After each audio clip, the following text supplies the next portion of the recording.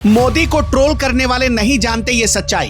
पाकिस्तान जाने से पहले ट्रंप ने क्यों किया था फोन? अमेरिकी राजदूत सर्जियो गोर ने टीवी पर कह दी ऐसी कौन सी बात मोदी विरोधियों को लग जाएगी मिर्ची। सऊदी, यूएई, कतर, ओमान, कहां मोदी ने घुमाया था फोन। शांति के टेबल पर बैठने के लिए यूं ही अमेरिका और इजराइल नहीं हुए थे तैयार। मिडिल ईस्ट की आग को शांत करने का नाटक पाकिस्तान की धरती पर शुरू हो चुका है और भारत में बैठे कुछ एजेंडाधारी लोग मोदी को नीचा दिखाने के लिए उतावले हो रहे हैं।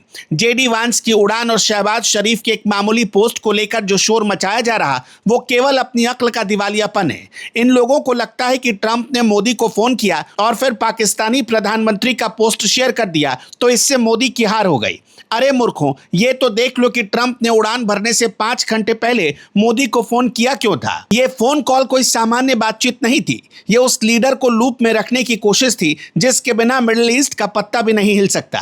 ट्रंप जानते हैं कि पाकिस्तान सिर्फ एक किराए का कमरा दे सकता है, लेकिन शांति की चाबी केवल भारत के पास ही है। सर्जियो गोर ने साफ कर दिया कि मोदी को इस बातचीत में शामिल रखना ट्रंप की मजबूरी है, क्योंकि भारत की अहमियत इस क्षेत्र में सबसे ज्यादा है। लोग क्यों भूल रहे हैं कि जब ट्रंप ने टैरिफ की धमकी दी तब भी मोदी ने पलटकर फोन नहीं किया।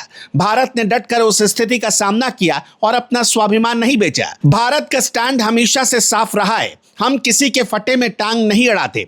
भारत न तो इस झगड़े में पहले कभी पड़ा था और न ही अब पड़ना चाहता है। ट्रंप ने सीज फायर का ऐलान किया लेकिन ईरान उसे नहीं मान रहा। ऐसी स्थिति में भारत पागल नहीं है जो ये कह दे कि हमारे यहाँ आकर बैठो और बात कर लो। भारत ने हमेशा उसी का साथ दिया जो सही है, चाहे वो इजराइल हो या ईरान या फिर अमेरिका। जब खामनेई का निधन हुआ तब भारत के विदेश मंत्री ने ईरान के एम्बेसडर से मुलाकात की और शोक संवेदना व्यक्त की। जब ईरान के मासूम बच्चे मारे गए तब भी भारत ने अपना दुख प्रकट किया। यह भारत की निष्पक्षता है जो किसी के दबाव में नहीं आती। आज स्ट्रेट ऑफ हॉर्मुज बंद होने से पूरी दुनिया की सप्लाई चेन पर असर पड़ रहा है और भारत इसका कड़ा विरोध कर रहा है। भारत चाहता है कि व्यापार का यह रास्ता खुले क्योंकि यह पूरी मानवता के हित में है। मोदी को ट्रोल करने वाले लोग ये नहीं देखते कि ट्रंप ने मोदी को अमेरिका आने का न्योता दिया था। मोदी ने उन्हें यह कहकर ठुकरा दिया कि उनके पास अभी दूसरे जरूरी कार्यक्रम है। क्या दुनिया में कोई और नेता है जो अमेरिका के राष्ट्रपति को मना कर दे? यह ताकत केवल मोदी के पास है। भारत अपनी शर्तों पर चलता है, ना कि किसी के शेयर किए हुए पोस्ट पर। पाकिस्तान में बैठक हो रही है तो होने दो। क्या पाकिस्तान की इतनी हैसियत है कि वो ईरान और इजराइल के बीच समझौता करा सके? पाकिस्तान खुद अपनी रोटी के लिए तरस रहा है, वो दूसरों का युद्ध क्या शांत करवाएगा? ट्रंप ने पाकिस्तान का पोस्ट शेयर किया क्योंकि वो एक वेन्यू प्रोवाइडर है, लेकिन असली स्ट्रेटेजी दिल्ली में तैयार हुई है। भारत का मिडिल ईस्ट में जो प्रभाव है वो किसी से छिपा हुआ नहीं है। मोदी की कूटनीति का लोहा पूरी दुनिया मानती है। ट्रोल्स को लगता है कि शहबाज शरीफ का पोस्ट शेयर होना मोदी की बेइज्जती हो गई। हकीकत यह है कि ट्रंप ने 5 घंटे पहले मोदी से बात करके ये कंफर्म किया कि भारत इस मामले पर क्या सोचता है। मिडिल ईस्ट की जंग को शांत करने में भारत की भूमिका बहुत बड़ी है और बिना मोदी के ये संभव नहीं हो सकता।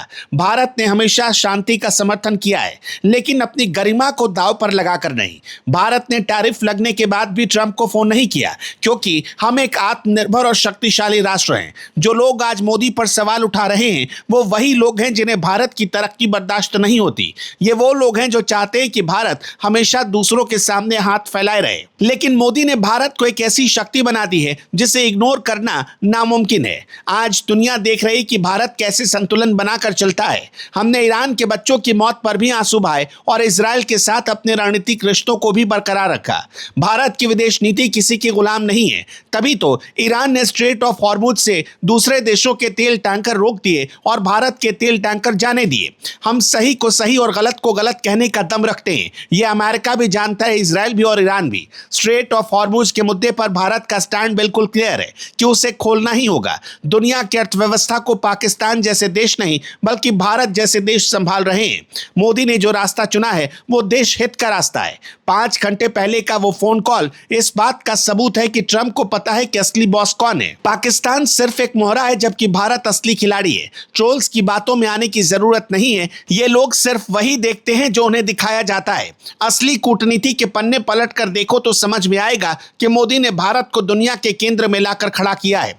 ट्रंप का इन्विटेशन ठुकराना कोई छोटी बात नहीं है। यह उस आत्मविश्वास का प्रतीक है जो आज हर हिंदुस्तानी महसूस कर रहा है। मिडिल ईस्ट की शांति के लिए भारत ने जो आधारशिला रखी, उस पर ही आगे का भविष्य तय होगा। पाकिस्तान में होने वाली बातचीत केवल एक दिखावा है। असली फैसले और असली सहमति भारत के बिना अधूरी है। मोदी ने साबित कर दिया कि भारत की अहमियत टैरिफ या किसी सोशल मीडिया पोस्ट से ऊपर है। हम एक स्वाभिमानी राष्ट्र हैं और मोदी हमारे स्वाभिमान के रक्षक। बिना भारत के मिडिल ईस्ट में शांति का कोई प्रयास सफल हो ही नहीं सकता। ये बात जितनी जल्दी ट्रोल समझ ले उनके लिए अच्छा है। भारत अब किसी के इशारों पर नाचने वाला देश नहीं। हम अपनी नीति खुद बनाते हैं और अपनी शर्तों पर दुनिया को चलाते हैं। मोदी की ताकत और भारत का प्रभाव आज पूरी दुनिया देख रही है। मिडिल ईस्ट की जंग खत्म होगी तो उसमें भारत का योगदान सबसे ऊपर होगा। यह तय है और इसे कोई बदल नहीं सकता।